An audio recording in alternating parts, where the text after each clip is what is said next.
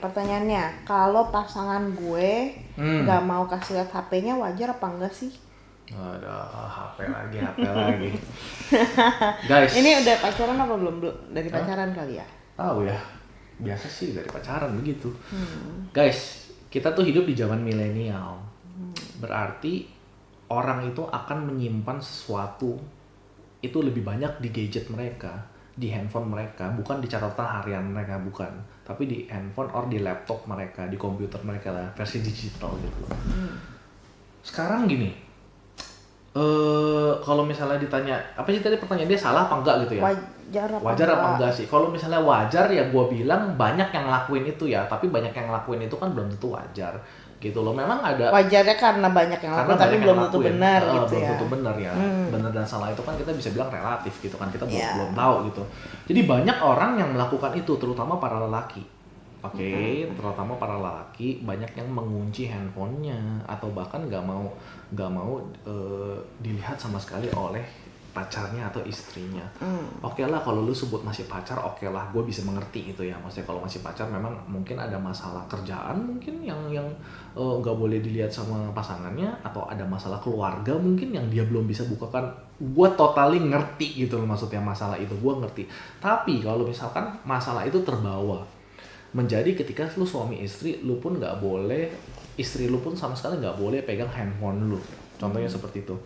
Gue nggak bisa menyalahkan orang ini, tapi gue juga bukan orang yang bukan orang yang membenarkan gitu loh. Jadi gue selalu bertanya tentang alasannya apa gitu, selalu bertanya tentang alasannya apa nggak boleh dibuka gitu loh. Karena kan banyak para wanita tuh yang lebih cenderung dalam tanda kutip suuzon ya, maksudnya kayak curigaan yang tidak berdasar gitu loh. Kalau misalnya memang nggak ada apa-apa, kenapa nggak boleh dibuka gitu kan pertanyaannya. Tapi memang banyak lelaki yang memang punya privacy, terutama orang introvert yang memang punya privacy yang dia nggak nyaman aja kalau pasangannya itu buka. Ada orang yang kayak gitu, ada gitu. Bener apa salah gue nggak berani ngomong gitu, karena itu kan udah jadi pilihan masing-masing ya, tentunya yang ada konsekuensi di hari akhirnya, di belakangnya gitu. Kalau gue sama mami, gue buka semuanya. Dia tahu password gua semua, dia tahu kartu kredit semua, ATM, handphone semua kode. Walaupun awal-awal lupa. Iya, semua kode dia tahu, semua dia tahu gitu loh semuanya. Jadi gua bukan tipe orang yang menyembunyikan apapun sama dia, karena gua memegang prinsip apa yang harus disembunyikan dan buat apa gua sembunyikan gitu loh. Jadi kalau misalnya memang dia tahu dan itu nggak kenapa-napa, kenapa gua harus sembunyikan? Itu kalau gua gitu ya. Logikanya adalah disembunyikan bisa jadi karena ketika diketahui ada terjadi apa-apa. Itu logika sederhananya gitu loh. Ada cowok yang ketakutan handphonenya itu dibuka sama ceweknya karena takut terjadi apa-apa gitu ya, takut terjadi apa-apa. Itu dulu, apa-apanya itu apa, I don't know gitu loh, I don't know. Mungkin ternyata memang cowok lu gay, mungkin ternyata cowok lu suka main PSK, I don't know. Mungkin cowok lu suka main game dan punya I don't know gitu. Maksudnya mungkin cowok lu punya bisnis gelap, mungkin cowok lu jual beli organ tubuh manusia, I don't know. Maksudnya kayak bisa jadi apa aja. Mungkin cowok lu bandar judi, bandar narkoba, atau cowok lu punya istri di mana-mana, punya anak di mana-mana.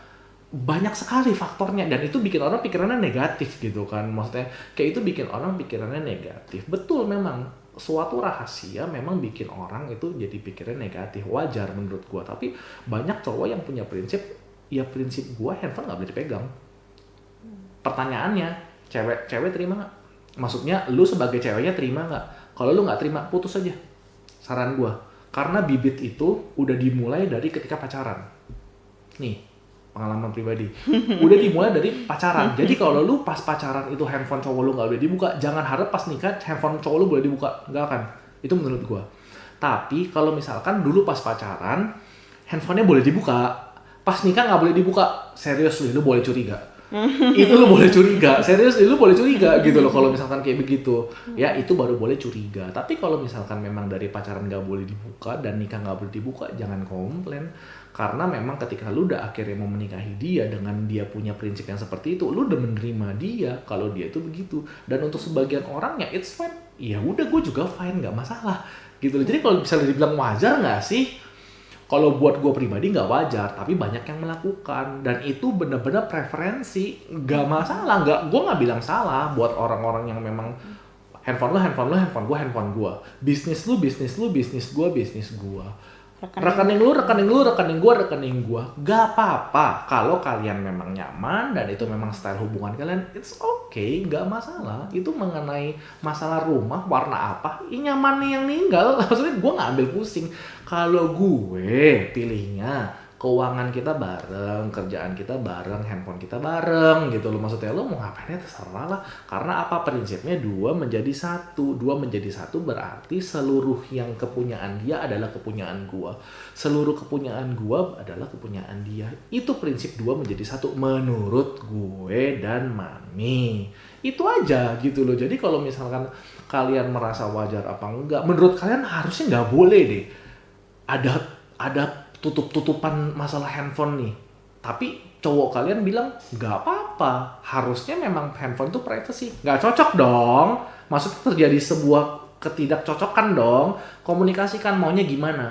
Nanti married tetap begini nggak? Tetap begini. Lu nggak bisa cocok. Berarti masuknya si toke yang toleransi kekurangan yang tidak bisa lu toleransi. Tinggalin. Sesimpel itu menurut gue. Jadi nggak usah. Tapi kan gue udah pacaran 7 tahun kok sama dia. 7 tahun ngomongin handphone aja gak kelar-kelar. Lu gimana sih gitu maksudnya. Tinggalin. Jangan buang waktu. Lu buang waktu, umur lu nambah. Nanti ditagih lo sama tante-tante kapan kawin gitu kan.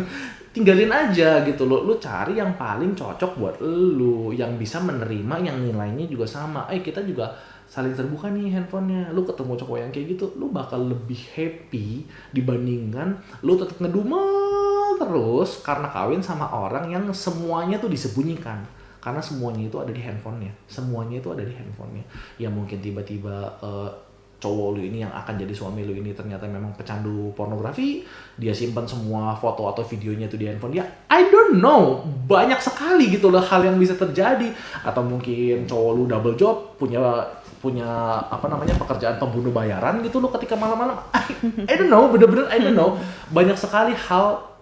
Otak liar gue tuh jahat gitu, maksudnya banyak sekali hal yang bisa gue kasih kemungkinan sama kalian dan semua kemungkinan itu bisa terjadi. Sekarang kita boleh ambil contoh, lu boleh survei kemana aja lelaki yang simpan segala sesuatu di handphone dan gak boleh pasangan yang lihat ada kelakuan buruknya nggak, lu lihat aja dari situ, lu nilai aja dari situ.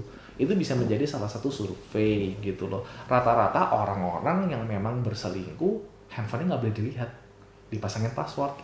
Itu doang yang gue bisa kasih statement gitu. Rata-rata orang yang selingkuh handphone pribadinya tidak boleh dilihat oleh si istri karena memang ada yang disembunyikan. Itu rata-rata orang yang udah ketahuan selingkuh ya. Itu seperti itu. Itu doang yang gue bisa kasih ngomong gitu loh. Gue bukan yang nakutin, ini fakta gitu, ini fakta. Jadi silahkan cek pasangan masing-masing. Kalau hari ini ternyata pasangannya itu memang menyembunyikan sesuatu atau memang maunya tuh lu nggak boleh lihat handphone dia, komunikasikan. Sampai nikah begini juga nggak? Kalau sampai menikah begini juga dan lu nggak bisa terima, tinggalin aja.